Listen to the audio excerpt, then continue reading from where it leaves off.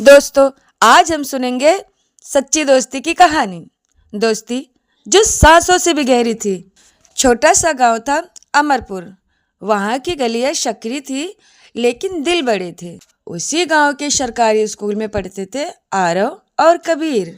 पहली कक्षा से लेकर जिंदगी की आखिरी परीक्षा तक दोनों साथ थे। लोग कहते थे ये दोस्त नहीं, एक ही रूह के दो जिस्म हैं। आरव पढ़ाई में तेज था, सपने देखने वाला। उसकी आंखों में शहर की चमक थी, बड़े कॉलेज, बड़ी जिंदगी। और वहीं पर कबीर शांत था, मेहनती, अपने परिवार की जिम्मेदारियों में बंधा हुआ। उसके सपने छोटे थे, लेकिन दिल बहुत बड़ा था। स्कूल में जब भी कोई आरव का मजाक उड़ाता, कबीर चुपचाप सामने खड़ा हो जाता, बिना बोले।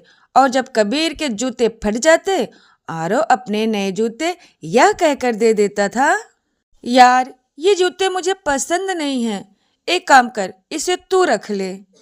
दोस्ती वही नहीं बनती जो हंसी में साथ दे। दोस्ती वहां बनती है जहां दर्द चुपचाप बांटा जाए।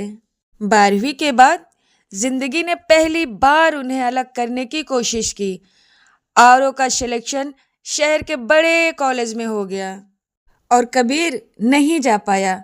पिता बीमार थे, घर की हालत कुछ ठीक नहीं थी। दोनों दोस्त स्टेशन पर खड़े थे, ट्रेन सीटी दे रही थी। दोनों एक दूसरे को देख रहे थे। दोनों में से कोई कुछ नहीं बोल पा रहा था। फिर आरव ने कहा, मैं जल्दी वापस आ जाऊंगा, तुझे अकेला नहीं छोड़ूंगा। फिर कबीर मुस्कुराया, लेकिन उसकी आंखें भीग गई। तू आगे बढ़ दोस्त, मेरी चिंता मत कर, बस इतना याद रखना कि मेरी दोस्ती मत भूल जाना। तो मुस्कुराया और ट्रेन पे चढ़ गया। और देखते ही देखते ट्रेन चल पड़ी और पहली बार दोनों की दोस्ती दूरी में बदल गई। कहते हैं ना, शहर बदल देता है, लेकिन सबको नहीं। शहर ने आरव को बदल दिया। नए दोस्त, नई पार्टियां, नई सोच। धीरे धीरे फोन कम होने लगे, मैसेज देर से आने लगे।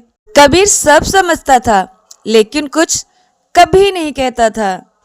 वो अब दिन में काम करता, रात को पिता की देखभाल करता था। एक दिन कबीर के पिता चल बसे। उस रात कबीर ने आरव को 10 बार फोन किया, लेकिन कोई जवाब नहीं आया। उस वक्त कबीर बहुत परेशान था। उसे आरव की जरूरत थी उस वक्त। आरव उस रात शायद पार्टियों में बिजी रहा होगा। आरव उस समय एक पार्टी में था। फोन देखा, लेकिन सोचा कल बात करूंगा। लेकिन कल तक बहुत देर हो चुकी थी। वो कहते हैं ना, वक्त का सबसे बड़ा पछतावा उस वक्त आरव को होगा। जब आरव को सच पता चला, वह भागा भागा अमरपुर पहुंचा। शमशान में कबीर अकेला बैठा था, आंखें सूनी, चेहरा पत्थर जैसा।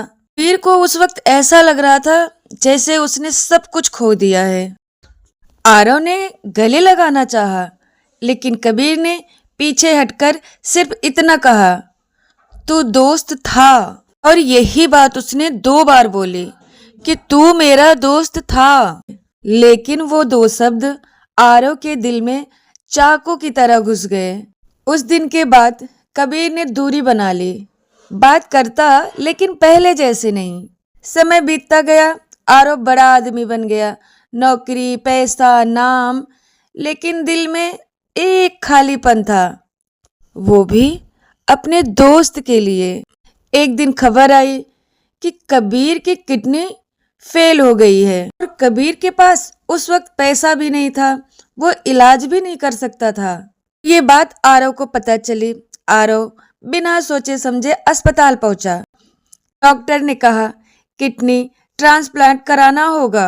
आरव ने फिर अपना टेस्ट करवाया और वो टेस्ट कबीर से मैच भी हो गया। डॉक्टर चौंक गया, आप अपनी किडनी देना चाहते हैं?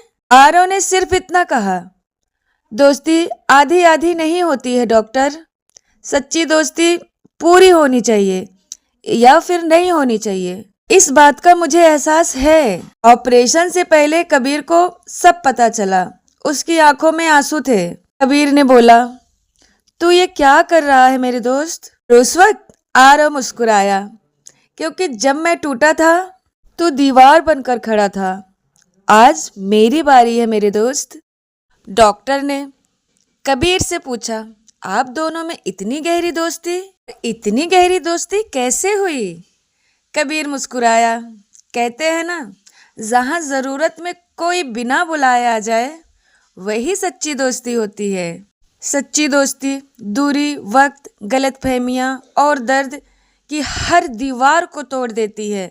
जो दोस्त मुश्किल में साथ खड़ा हो, वही ज़िंदगी की सबसे बड़ी दौलत है, सबसे बड़ी दौलत। थैंक यू दोस्तों। अगर आपको ये कहानी अच्छी लगी हो तो लाइक, सब्सक्राइब एंड कमेंट करना ना भूलें।